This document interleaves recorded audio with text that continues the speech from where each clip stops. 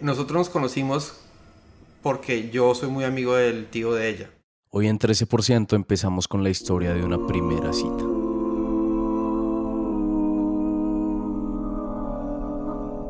Yo sí Un día le dije, hey, ella estaba y me dijo, hey, preséntame a tu sobrina que me parece súper chévere.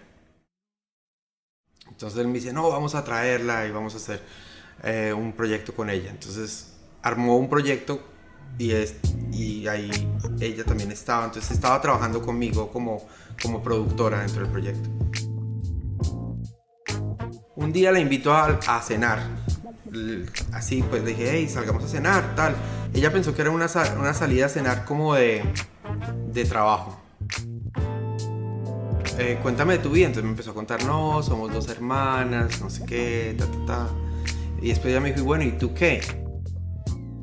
Cuando llegó su turno, Jaime López le contó de su pasión temprana por la física, de sus estudios en Estados Unidos, su trabajo con láser y al final le mencionó sus giras con DJ Tiesto. Y ahí empecé a viajar con él. El primer show que yo hice con él fue la parada de los atletas en Grecia, que fue los Olímpicos de Grecia. Y luego hicimos Elements of Life Tour, hicimos el Gerberon, hicimos Tiesto in Concert. 60 países con Tiesto. Latinoamérica, por todo lado.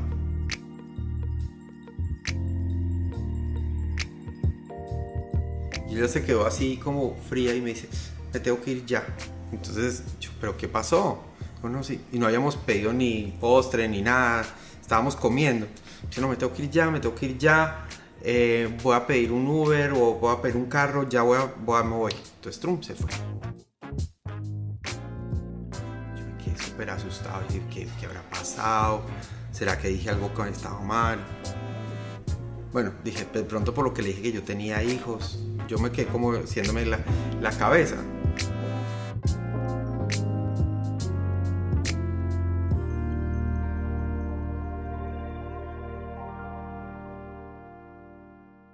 Después, mucho tiempo después, ya estábamos saliendo y tal, ya éramos novios, y me dice, ¿tú te acuerdas esa vez que yo te dije que me tenía que ir ya? Y yo le dije, sí. Me dijo, lo que pasó fue que yo pensé que tú eras un mitómano. Y me asusté mucho. Y después yo llegué a la casa porque me encontré con mi hermana y le dije, acabo de conocer al tipo del mitómano, el peor mitómano del mundo, que dice que has trabajado con no sé quién y con ni sé cuántos. A Juliana no hay que culparla de no haberle creído a Jaime. Y es que cuando se trata de la vida de Jaime López, lo inverosímil no es que haya estado varios años de gira con uno de los DJs más icónicos de todos los tiempos. Lo inverosímil en realidad es la historia de cómo fue que Jaime López terminó trabajando con DJ Tiesto. Esa historia, la de cómo un niño prodigio de la física resultó siendo la mano derecha de DJ Tiesto, a continuación en 13%. Están escuchando 13%, un podcast en el que exploramos las historias de una minoría especial, esa que no odia los lunes ni espera impaciente que llegue el viernes. Nosotros somos Andrés Acevedo y quien les habla, Nicolás Pinzón.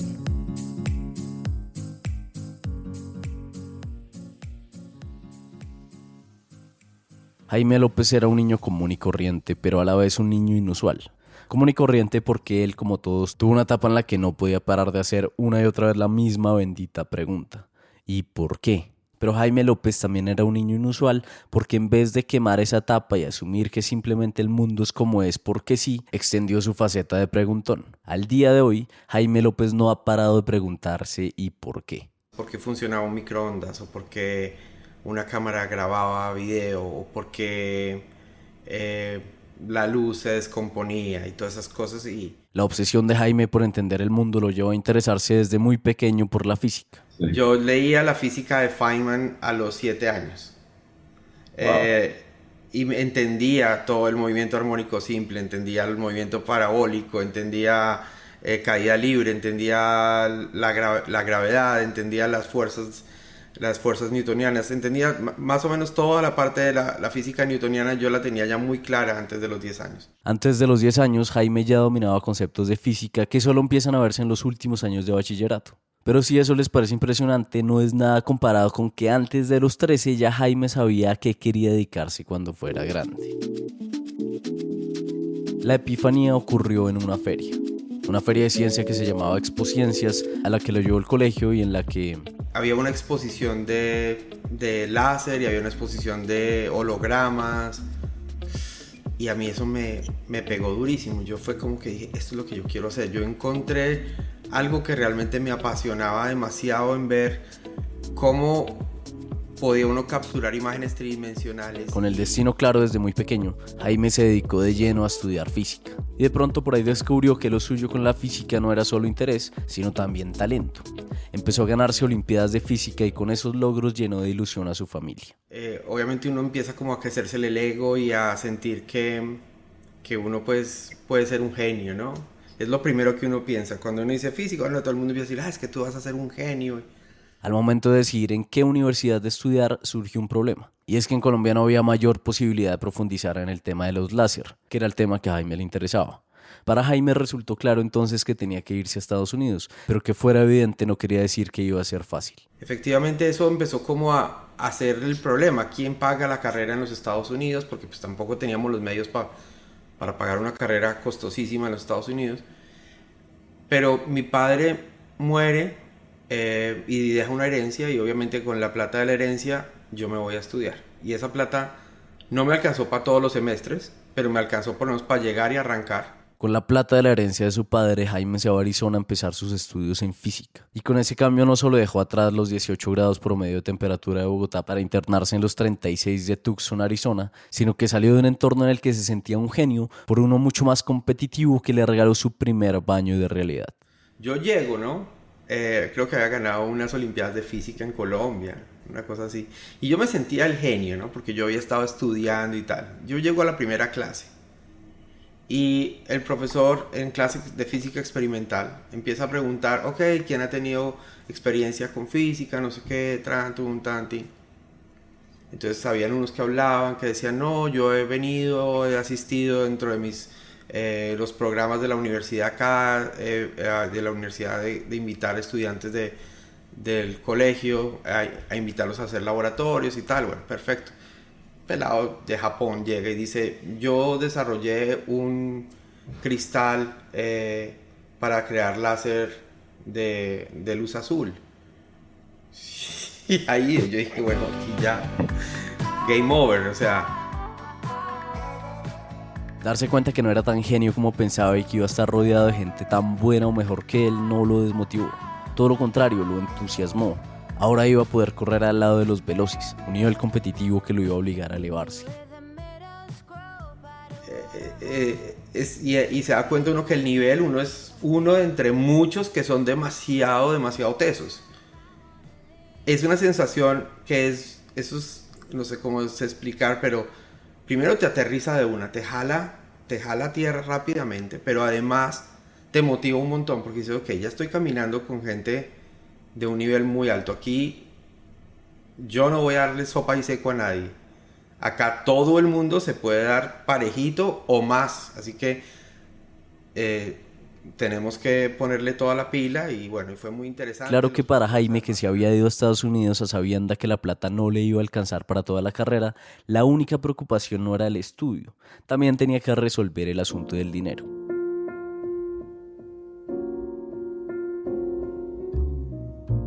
Yo salía a las 6, 7 de la mañana, repartía periódicos en bicicleta, que eso me pagaba una platica por la mañana. Yo terminaba a las 8 de la mañana, terminaba de recoger, en la misma bicicleta de tirar periódicos,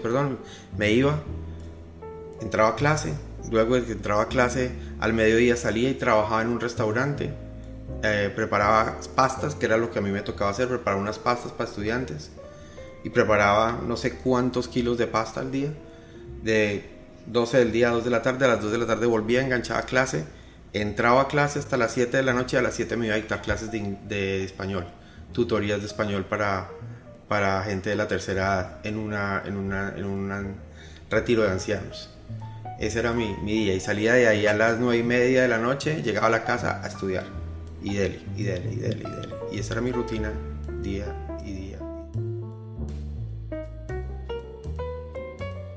¿Cómo fue el cálculo de de necesito 3 trabajos? ¿O empezaste con uno y después dijiste, hijo de pucha, necesito otro? No, claro, es así, uno se le va quedando la plática corta, entonces no, que es que ya no quiero vivir en la residencia de la universidad porque es una mamera, porque están todos ahí metidos parrandeando, porque el compañero, el que tengo de roommate es un psicópata y yo creo que un día me va a matar este pendejo.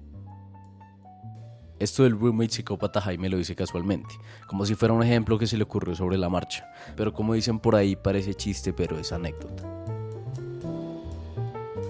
Yo tenía un compañero en la residencia estudiantil que era un ex marine de los Estados Unidos, o un tipo que había estado en el ejército de los Estados Unidos, y yo soy un tipo muy pequeñito, chiquitico, ¿me entiendes? Flaco, tal. Bueno, era flaco, ahora soy gordo, pero yo decía, este tipo va a tener un PTSD un día y va a pegarle una matada violenta acá, yo tengo que salir de aquí como sea, entonces hay que salir a buscar trabajo rápido, que yo pueda pagarme aunque sea un apartamento.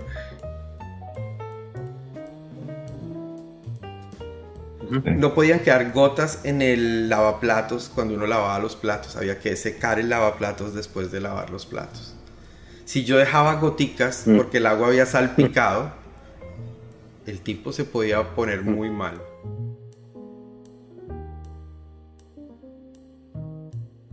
Entonces yo vivía asustado, yo vivía con mucho nervio porque yo decía, donde este man encuentre gotas, entonces yo ya me había vuelto todo paranoico. Yo sabía que Brian llegaba a las 8 de la noche, entonces yo era buscando gotas, prendía la luz y veía así contra luz a ver si había alguna gota que estuviera por ahí. Muy divertido. Ya lo veo divertido, no fue tan divertido en ese momento, pero sí.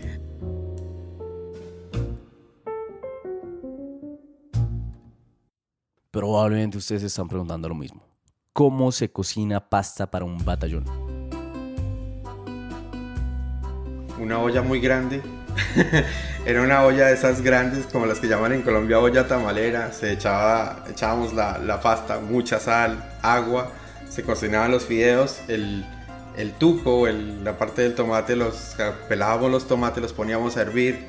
Mucho rato le íbamos echando ajo picado, aceite de oliva, orégano, y empezábamos a mezclar eso con mucha sal y con un poco de azúcar también para que la salsa no quedara tan ácida. Y luego meatballs, le poníamos las bolitas de carne molida y ya, y sirva. El comparativo de esos 3 trabajos de español, ruta de periódico y cocinar pasta, ¿cuál era el más insoportable? La cocina de la pasta era fuerte porque yo quedaba oliendo a tomate con ajo todo el día. Me tocaba sentarme por allá atrás, en la clase de la tarde siempre me tocaba sentarme bien atrás porque yo sabía que yo olía a pura pasta. Como si me hubieran metido, como si fuera me decían meatball en la universidad.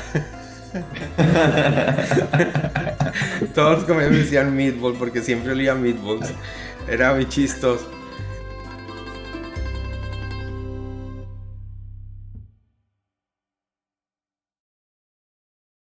Durante años Jaime sostuvo ese ritmo agotador de 3 trabajos simultáneos más una carrera universitaria. El esfuerzo valió la pena y Jaime, que desde chiquito sabía que quería ser físico, había alcanzado su objetivo. Yo termino la carrera y bueno, lo que primero todo el mundo piensa cuando en física, y todos los físicos y cualquier estudiante de física de primer año de la carrera, lo que te va a decir, yo quiero trabajar en la NASA, yo me quiero ganar el premio Nobel de física, yo quiero ser el que va a desarrollar el primer cohete a Marte. Bueno, ese es el sueño. La realidad es otra, la vida te va acomodando y dice, bueno, un momentico. La realidad aterrizó a Jaime en la principal empresa de láseres. Ahí tenía la tarea de probar los equipos de láser y determinar qué nuevas partes o modificaciones había que hacerles. No era precisamente la NASA, pero eso no le restaba el hecho de que Jaime en su primer trabajo como físico ya había puesto un pie adentro en la industria de láseres y empezaba a surcar el rumbo de un futuro prometedor. En este punto de la historia, cuando todo parecía estar saliendo acorde al plan, Jaime López se enamoró. Nos conocimos en un chat, en esa época no existían los chats de hoy, eran como esos chat rooms y cosas, entonces nos conocimos y bueno, y ella me pareció súper interesante y empezamos a salir y tal.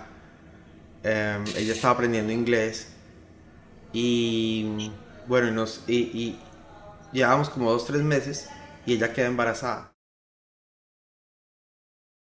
Pero ella se tenía que volver para Argentina y yo tenía una visa, en ese momento yo tenía una visa estaba todavía con mi visa de internship, pero tenía una visa de trabajo para trabajar en los Estados Unidos.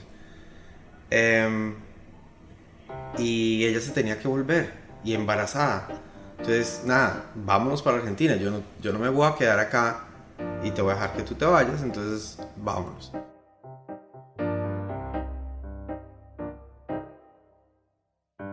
Y empecé a buscar trabajo en Argentina en láser.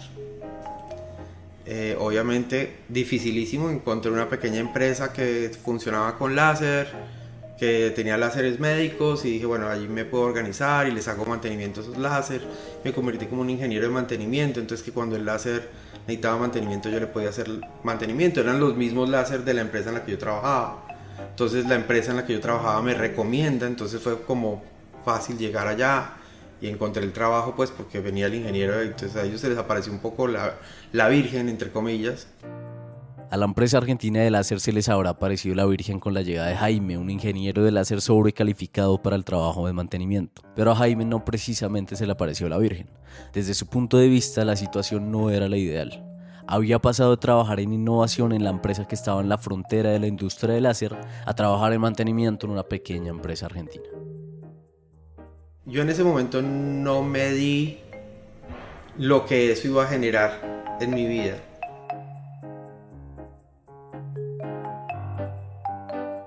Lo cierto es que más que pensar en su carrera y lo que ese trabajo significaba para su hoja de vida, Jaime tenía otras preocupaciones más apremiantes que lo ocupaban. Voy a ser papá, estaba cagado el susto, tenía 26 años. No tenía un peso, estaba viviendo con un salario muy bajito, lo que me alcanzaba para vivir yo, y me iba para un país que no tenía ni idea de qué era, ni la cultura, ni nada. Jaime había dejado atrás a Estados Unidos, un país organizado y predecible, y se sumergía ahora con su novia de 3 meses, embarazada, en un país totalmente diferente.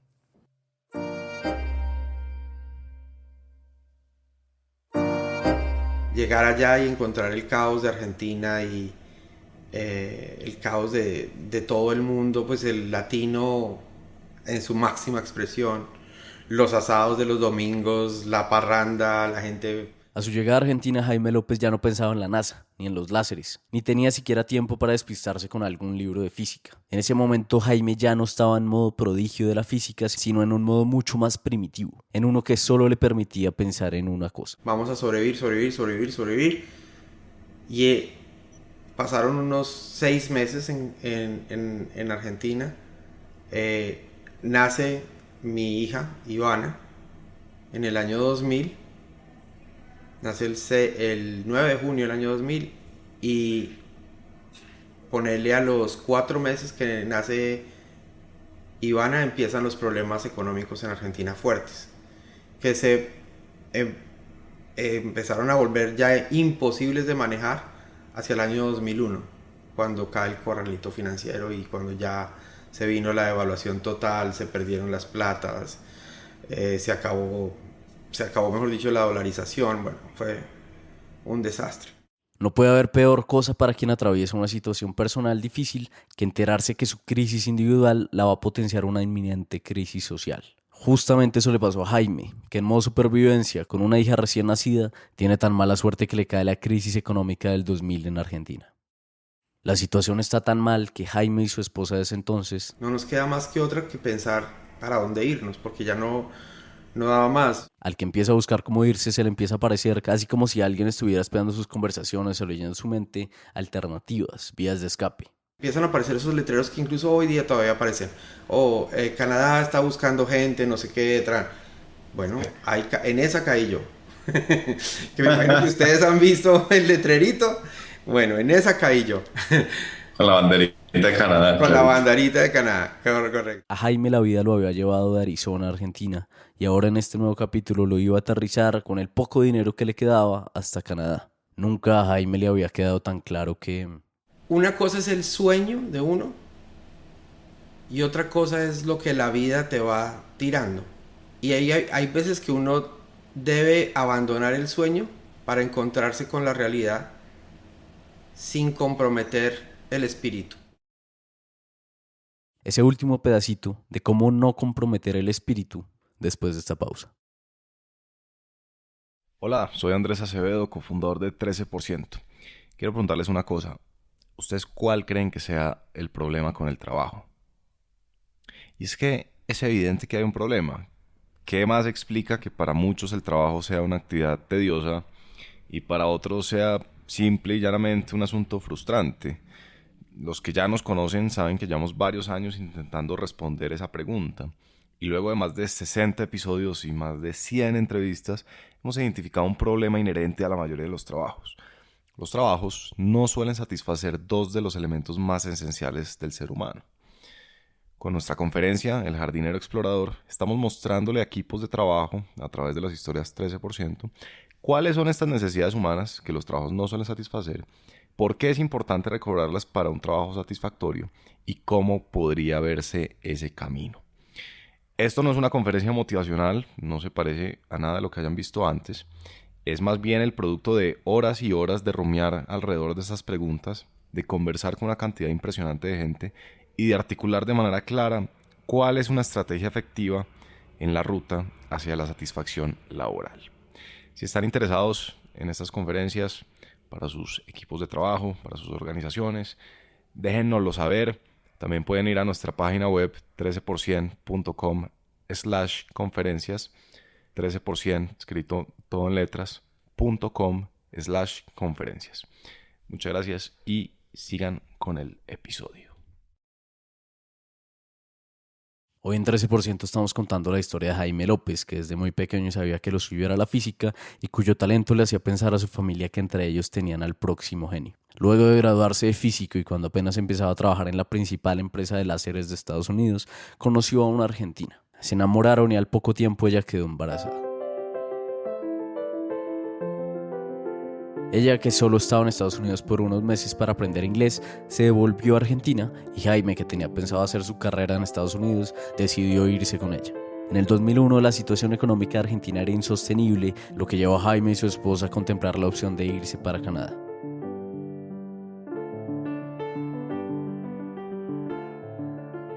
Entonces ahí mismo mandé papeles, obviamente venía graduado en una universidad en Estados Unidos con un título de maestría en ciencias, así que cuando nos llegó la carta de que sí, que éramos elegibles para entrar, yo dije, wow, la pegamos, nos fuimos para Canadá, aquí ya la saqué del estadio. Con la ilusión que genera un nuevo proyecto, Jaime y su esposa empacaron las maletas, compraron el tiquete y se embarcaron en un avión hacia otro extremo del continente. Llegamos a Canadá un 20 de marzo del 2003, éramos mi ex esposa de hoy día, mi niña pequeñita que tenía ya casi 3 años y yo. Y llegamos y había una nevada, me acuerdo que estaba cayendo nieve. Y yo dije, ¿qué es esta vaina? Y uno piensa que uno llega acá a Canadá y que lo están esperando en el aeropuerto a ofrecerle trabajo. Pues porque ellos dicen, hay trabajo para todo el mundo, esto es una maravilla, mejor dicho, usted tranquilo, no tiene que preocuparse. Bueno, no es así. La realidad es que no es así.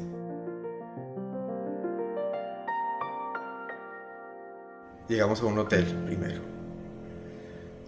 Uno tiene que entrar a Canadá con... Ellos le piden a uno que uno tiene que mostrar $14,000 mínimo de entrada. Entonces yo traía los $14,000 en un cangurito.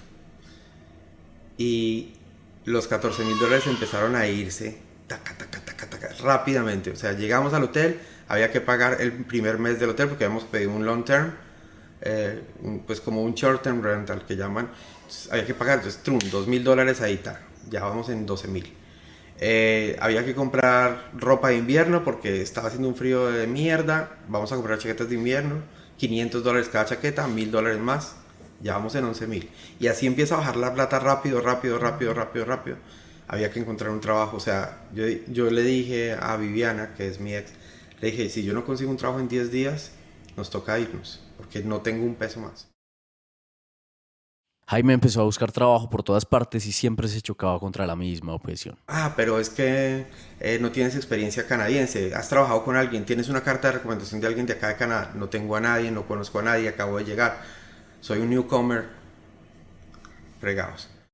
En el anuncio de Canadá está buscando gente, Jaime no había leído la letra menuda porque es que no está. Y si estuviera diría, si quieres trabajar en Canadá no te sirve solo tener experiencia, tienes que tener un tipo de experiencia muy específica, experiencia canadiense. La búsqueda entonces estaba complicada. El fajo de billetes que Jaime guardaba en su canguro cada vez era más flaco. Entonces, hablando siempre con el vecino del mismo hotel que teníamos ahí, me dice, y ya habíamos conversado un par de veces, me dice, pero tú sabes de láser, ¿no? Tú me habías contado que sabes de láser, era un mexicano, el amigo mío. Yo le dije, sí. Él trabajaba en construcción. Y yo, con el cuerpo que tengo, irme a trabajar a construcción, yo dije, la chimba, yo no puedo hacer eso, a mí, o sea, me voy a romper la espalda. Entonces me dice, creo que hay una discoteca que tienen un láser. Entonces, porque él había ido a hacer un trabajo allá y había visto que tenían un láser. Dice, ¿por qué no te vas? De golpe te contratan para hacerle mantenimiento a ese láser. Entonces yo me voy de corbata para una discoteca, o sea, una discoteca gigantesca que le cabían 5.000 personas. Yo súper nerdito con mi currículum metido en mi pastica transparente. Entonces llegué, necesito hablar con el manager, le dije, mire, mi nombre es tal, yo soy físico, acá está mi currículum, me contaron que usted tiene un láser, no sé si de pronto necesita alguien que le haga mantenimiento. Y me dice, mantenimiento para el láser no necesitamos porque acá ese láser no es nuestro, esto es un lease, y con el lease, la persona que nos hace el lease tiene que venir a hacerle mantenimiento todas las semanas, así que el mantenimiento para el láser no necesito, muchas gracias. Ni siquiera miró el currículum, me lo devolvió así. Entonces le dije, ok, está bien. Ok, bueno, si necesita alguna cosa de tecnología, ingeniería, lo que sea, electricidad. Me dice, no, lo único que estoy necesitando es gente que me limpie los baños.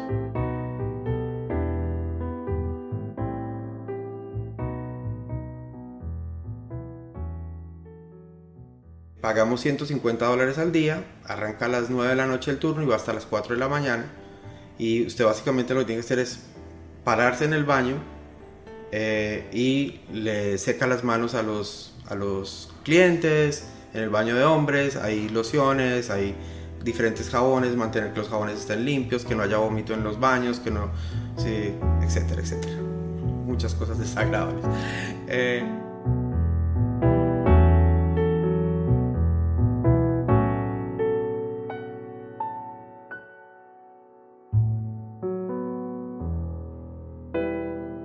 En ese momento Jaime no se puso a contemplar las particularidades del trabajo, sino que como buen hombre necesitado se puso a hacer cálculos.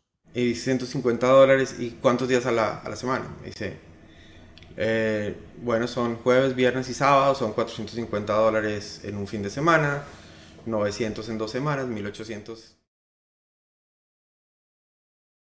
¿Cuándo puedo comenzar? Me dice, ¿seguro quieres hacer? Yo le dije, sí, de una, yo me le mido. Me dice, bueno, mañana, era un miércoles, el día siguiente. Entonces me dice, ¿tiene pantalón negro? Yo le dije, sí, tengo un pantalón negro. Ok, pantalón negro, camisa blanca, acá le damos el corbatín. Yo, perfecto. Me vine el otro día con corbatín y arranqué.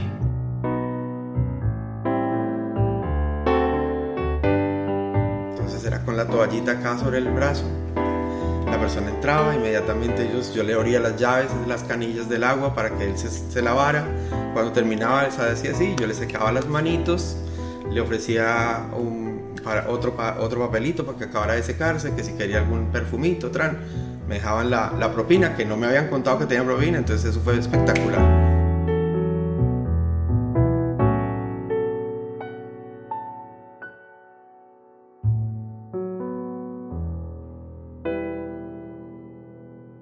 Si ustedes graban un video de Jaime López lavando baños y se lo muestran al Jaime López de 10 años atrás y le dicen que así se va a ver su futuro, Lo más probable es que se burle de ustedes y les diga que eso claramente es un montaje. Al que tenía grandes sueños de convertirse en un físico importante, la idea de que la vida puede ser tan azarosa como para terminar lavando baños en una discoteca de Canadá le resultaría casi imposible de concebir. A Jaime López la vida se le había atravesado en el camino de sus sueños, pero por más vaivenes que tuviera su biografía accidentada, su esencia seguía siendo la misma. Había sufrido unas descolgadas particularmente violentas en la montaña rusa de la existencia, pero su espíritu, aunque alterado, todavía latía.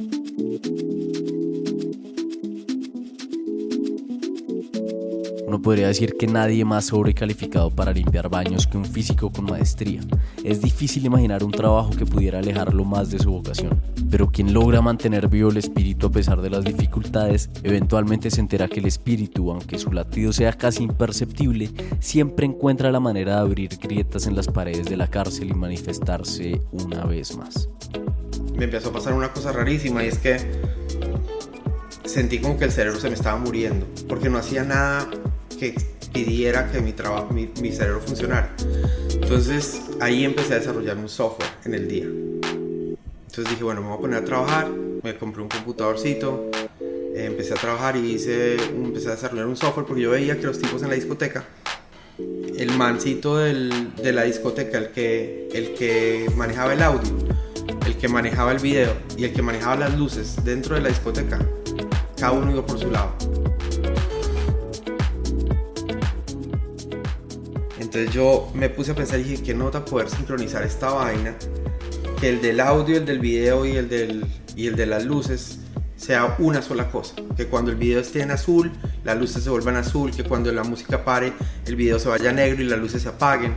Entonces yo empecé a desarrollar un software que hablara un lenguaje, que hablara la luz, que la luz habla un lenguaje que se llama DMX, que hablara el sonido, que es MIDI, y que hablara video, que era SMPTE. Entonces yo empecé a unificar todo y a crear un software. De puro hobby, para mantenerse activo, Jaime López desarrolló un software que sincronizaba los diferentes elementos de una fiesta electrónica: la música, las luces y el video. Una vez tuvo el producto final, se le ocurrió que podía vendérselo al dueño de la discoteca. Entonces un día voy y le dije, quiero mostrarle una cosa que estoy trabajando, y me llegué con la computadora, tal. Me dice que me quiere mostrar, el tipo con cero paciencia. Entonces empecé a mostrarle el software. No, pero es que esto lo podemos conectar a las luces, lo podemos conectar a esto y esto va a controlar todo. Me dice, yo no necesito eso. ¿Yo para qué necesito eso si yo tengo ya gente ahí que está trabajando, que está manejando las luces? Sí, pero no van coordinados. A nadie le importa. Todo el mundo está borracho, nadie le va a importar. ¿Yo para qué voy a hacer con esto? Y me toca poner un computador y me toca cablear todo y me toca cablear las luces. No. Usted trabaja en el baño, que es donde yo lo tengo. El intento de venta había fracasado, de manera que Jaime hizo caso, dejó quieto el tema del software y simplemente siguió con los baños. Hasta ahí habría llegado la historia, de no ser porque un día a las oficinas de la discoteca llegó nada más y nada menos que un fax. Llegó un fax en esa época. Fax. Era el año 2004, inicios del 2004. Era un fax y DJ Tiesto iba a tocar a la discoteca. Y mandó una cantidad de vainas, eso se llama un rider técnico, el rider técnico de DJ Tiesto. Y mandó una cantidad de cosas técnicas que él necesitaba para que la vaina funcionara, que la frecuencia fueran 50 Hz, que las pantallas de LED tenían que estar sincronizadas a 25 cuadros por segundo, que las luces tenían que estar todas balanceadas a 50 Hz también. Y estos tipos de la discoteca no tenían ni carajos de idea cómo hacer que eso funcionara.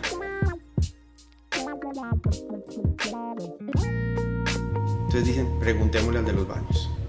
Entonces van y me preguntan a mí, me dicen, ¿usted sabe qué está pidiendo este tipo acá en este fax? Yo empecé a mirar el fax y por lo que yo ya había venido investigando con el software que estaba armando, dije, no, claro, sí, yo lo tengo claro, esto necesita esto. Entonces me dijeron, consíganos cotización de proveedores que hagan esto acá en la ciudad, que puedan alquilar el equipo y bueno, y le vamos a pagar $150 adicionales por eso. Yo listo, de una. Entonces yo me fui, directorio en mano, empecé a llamar gente, proveedores, empecé a buscar todo el rider, les armé las cotizaciones, 3 cotizaciones, bien formal. Y los tipos, bueno, perfecto, gracias, listo. Llega el día del show. Generalmente Tiesto viaja el día del show. Él no llega ni un día antes, porque él generalmente tiene shows back to back. Él siempre toca un día en un lugar y al siguiente día está en otro país y así. Él llegaba a Toronto ese día, llegaba a las 4 de la tarde, venía con su ingeniero de luces, su ingeniero de video, su ingeniero de audio, él y su tour manager. Eran 5 personas viajando. Y 3 de las personas, el de video, el de luces y el de audio, no tenían visa de trabajo. Tenían visa de turista. Y los paran en el aeropuerto de Pearson y les dicen, hey, ustedes necesitan visa de trabajo, no pueden entrar. Entonces entra Tiesto, entra el tour manager y no entran los otros 3.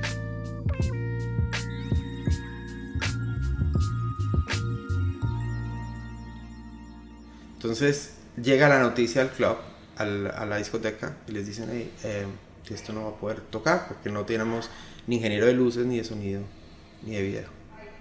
Entonces me preguntan a mí por el software. Dicen, ¿usted tiene un software que controla las luces del video y el audio? ¿No era lo que me iba a mostrar el otro día? Yo sí. Me dice, ¿y eso funciona? Yo le dije, sí, 100% funciona. Le dije, yo no lo he probado, en vivo no lo he probado, pero creo que sí funciona. Entonces me dicen, tráigale el software, que va a venir el manager y lo quiere ver funcionando. Entonces llegó el manager con un CD, ya, algo que me imagino que ninguno de ustedes conoce, un CD, pusieron un CD en una CDJ, un equipo de la discoteca, y de ahí yo me conecté, cogí ese feed de la CDJ y me conecté a un equipo de luces que había conectado, y a un equipo de audio y al equipo de video, y lanzamos la vaina.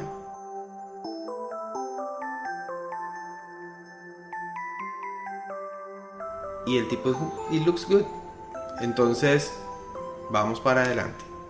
Entonces, listo, deje el computador ahí. Entonces, nosotros lo vamos a dejar a usted esta noche acá. No se vaya para los baños.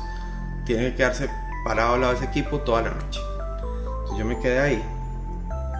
Organicé toda la cosa. Cableé lo que faltaba por cablear temporalmente para que pudiera todo funcionar. Lo probamos de nuevo, lo volvimos a probar, lo recontraprobamos. La discoteca abrió a las 10 de la noche, a la 1 de la mañana empezó a tocar Tiesto.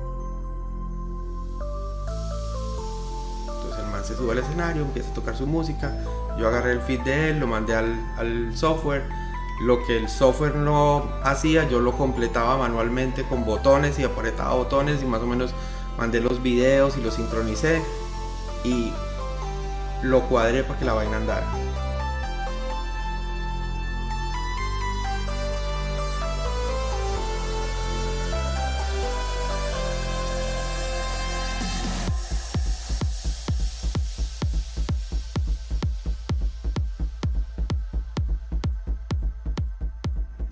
Cuando termina el show, el tipo pregunta por la persona que había manejado los visuales y la parte de luces. Pero no, es una persona acá de la discoteca local, entonces dijo, quiero hablar con él. Entonces me llamaron y todo el mundo pensó que el tipo me iba a meter una puteada fuertísima. Entonces llegó y me dijo, le dije, Javi, no sé qué, me dice,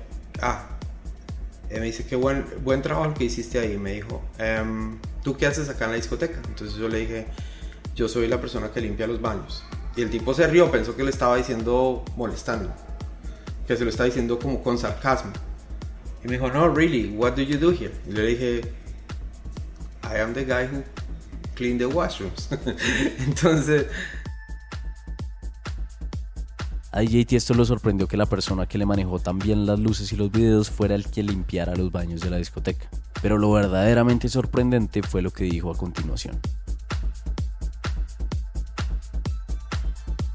Me dijo, do you wanna go on tour with me? Me dijo, ¿quieres que nos vayamos en tour? Y yo le dije, claro, ya.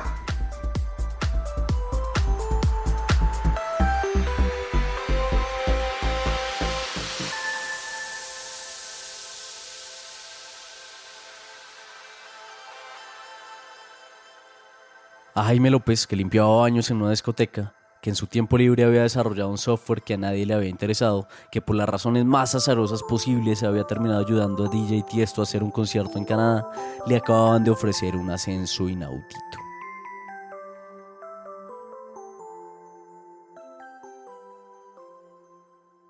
Me dice, what is your nationality? Entonces le dije yo, colombiano. Me dijo, do you need visas? Me dice. Yo le dije, I need visas to go everywhere.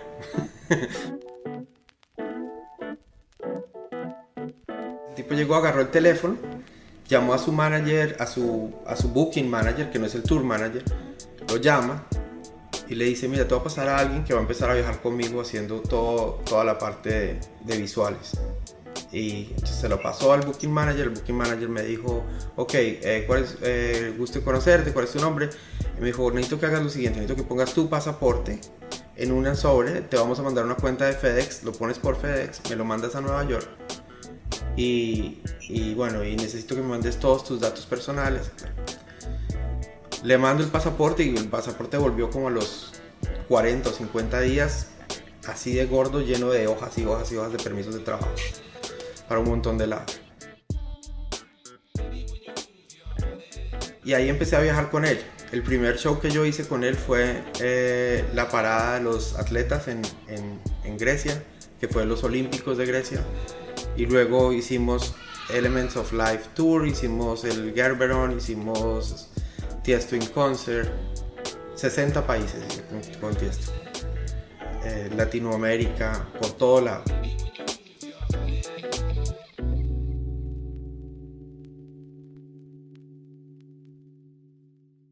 Esas giras con Tiesto, ¿vos estabas más como en una capacidad de técnico o te sentías como parte de un rockstar? No.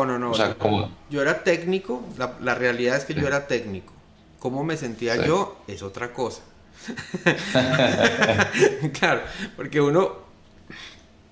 yo era un técnico, yo era un tipo que lo que tenía que hacer era, yo era el primero que llegaba al lugar del show, a tirar cables, a conectar todo, a asegurarme que todo estuviera funcionando para que cuando él viniera a tocar todo estuviera andando, y yo era el último que me iba. Él salía, se iba para el hotel y yo me quedaba después recogiendo todo, asegurándome que todo quedara empacado, embalado, serializado y etiquetado para la siguiente parada.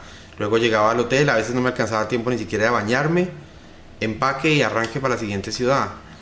Claro, uno se siente la superestrella porque hay veces que le toca a uno viajar con él, entonces él no viaja en un avión de aerolínea, sino que él viaja en su avión, no en su avión, pero un avión privado que le ponen los promotores, entonces viaja uno con él, entonces uno se mete en este entourage y claro, uno empieza a creérsela, cuando uno, pues, llegar uno a Nueva York en un Challenger 300 y bajarse de un avión de esos y tal, que lo recojan a uno en 2 Escalade y vamos para el hotel, sí, uno se siente una estrella, pero no lo es, ¿me entiendes? No. Jaime López había pasado de limpiar baños a irse de gira con el DJ más reconocido del momento. Un cambio de vida sensacional. Su trabajo despertaba la envidia en todo el que se la contaba. ¿Quién no quisiera tener ese trabajo? Pero vení, y vos volviste a tu casa y dijiste, hoy no lavé los baños, sino que le manejé Sí, las luces y ahora me voy para Grecia. Y eso empezó a joder obviamente la relación con mi exmujer de hoy. Porque ella me empezó a dejar de ver y dejar de ver y dejar de ver y pasaron 3 meses en que yo ya no volvía a la casa, 4 meses que no volvía a la casa porque los viajes eran intensos. Nosotros hacíamos una residencia en Ibiza, por ejemplo, el lunes, y nosotros estábamos en Ibiza en Privilege el lunes, pero el sábado habíamos estado tocando en Pasha en Nueva York o en Singapur o en Shanghai o estábamos en Croacia, entonces era todo el tiempo, no había tiempo de regresar a casa. Entonces el break que teníamos el domingo a veces era en un hotel en whatever, en Frankfurt o en Londres o en Italia, en Roma, no sé, en cualquier parte donde me cogiera la conexión, de donde me quedara fácil de regresar para el siguiente día.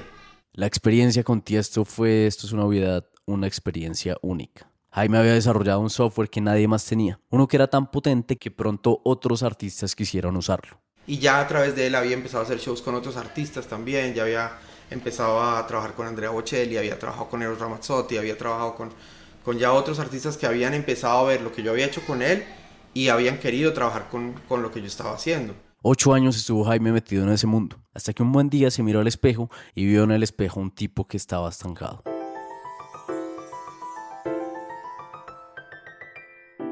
Voy a montar mi propia empresa, me sentí que estaba en un ciclo en lo que lo único que yo hacía era hacer esos shows, que hacía el show y ya y no me quedaba ni tiempo para hacer nada para mí, para seguir creciendo, porque esa era la pasión mía, de innovar. Yo quería seguir innovando, ya había innovado en ese campo, ya había estado haciendo shows. El glamour de andar con un famoso era emocionante y la adrenalina de los conciertos casi una droga adictiva. Pero Jaime sentía un vacío, y es que lo que ha movido a Jaime, lo que le ha mantenido vivo el espíritu, ha sido innovar. Era momento entonces de poner en práctica 3 palabras a las que Jaime ya hace rato le había perdido el miedo: volver a empezar. Jaime hoy recuerda con aprecio sus años de gira con Tiesto, pero reconoce que también pagó un precio alto por ese trabajo. Fueron momentos súper bonitos, pero obviamente descuidé la familia y eso estuvo muy mal y pagué caro ese error porque obviamente me dañó el matrimonio, se acabó ese matrimonio, me separé mucho de mi hija en ese momento que hasta el día de hoy hay una distancia muy grande porque todos los años de la niñez de ella yo casi no estuve ahí porque yo estaba viajando. Me vine a reencontrar con ella mucho después.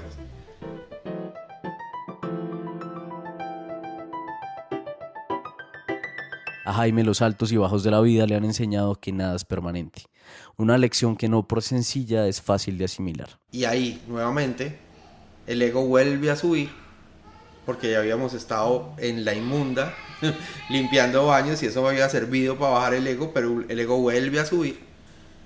Y uno empieza a embarrarla, y uno empieza a cagarla de nuevo, porque el peor enemigo que uno tiene es uno mismo muchas veces. Uno tiene que siempre mantener un balance en que la estrella era él, no era yo, entonces, pero uno empieza como a sentirse un poco, ¿cómo es que se dice cocky en español? Como arrogante.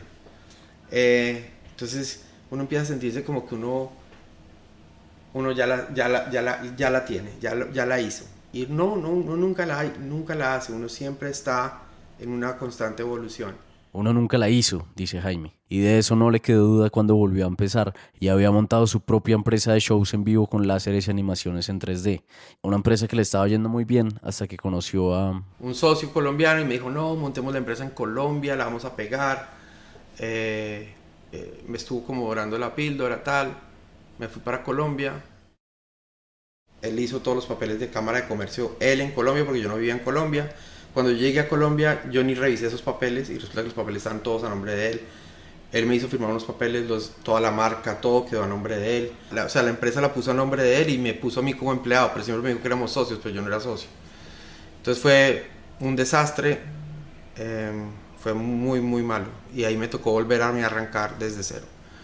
Quedé en una situación muy, muy lamentable.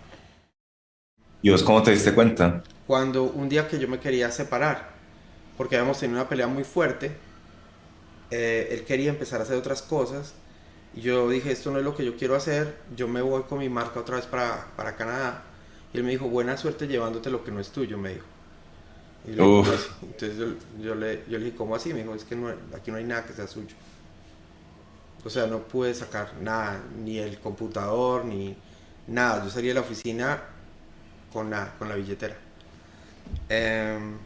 Eso me dio re duro, pero dije, bueno, nada, de esta me paro. Y volví a arrancar, empecé solo, monté una empresita, otra vez, con otro nombre, empecé a armar... Así es, a Jaime López parece que la vida no le da tregua, pero la verdad es que a nadie la vida le da tregua. Nadie, por lo menos que conozcamos, ha podido aislarse de los vaivenes existenciales, de los altos y bajos de la vida. La pregunta que surge es cruda. ¿De qué sirve soñar si estamos sometidos a la voluntad de un destino caprichoso? La respuesta que a Jaime le ha servido es que tal vez uno debería procurar separar los sueños de aquello que le mueve el espíritu, eso que él llama pasión. El sueño a veces no es lo mismo que la pasión por las cosas que uno hace. No necesariamente seguir tu sueño va a llevarte a hacer lo que tú quieres hacer, lo que te apasiona hacer. A veces uno tiene que desligar las dos cosas. Entonces el sueño era quedarse en Estados Unidos, volverme el supercientífico y ganarme muchos premios, y etcétera, etcétera, y vivir en Silicon Valley con el resto de la manada. Ese era el sueño. La pasión era innovar. Esa era la pasión. Esa era la pasión que yo tenía adentro. Era innovar, era encontrar siempre lo último, lo nuevo, lo que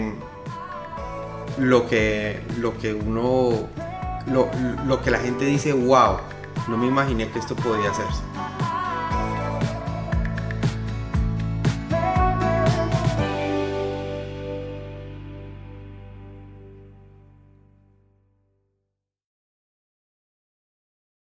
Hoy Jaime está manteniendo vivo su espíritu en el metaverso.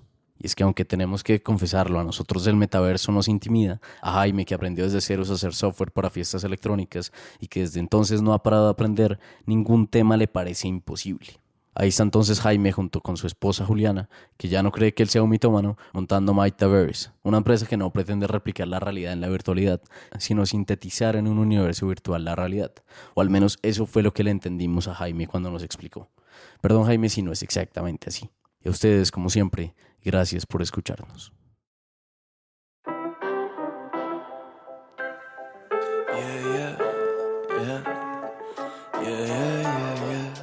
Gracias por escucharnos. Esta es la quinta temporada de 13%, un podcast creado por Andrés Acevedo y por mí, Nicolás Pinzón. Se pueden suscribir en Spotify para que los notifique los nuevos episodios y también nos pueden seguir en Instagram buscando 13%. Hasta la próxima.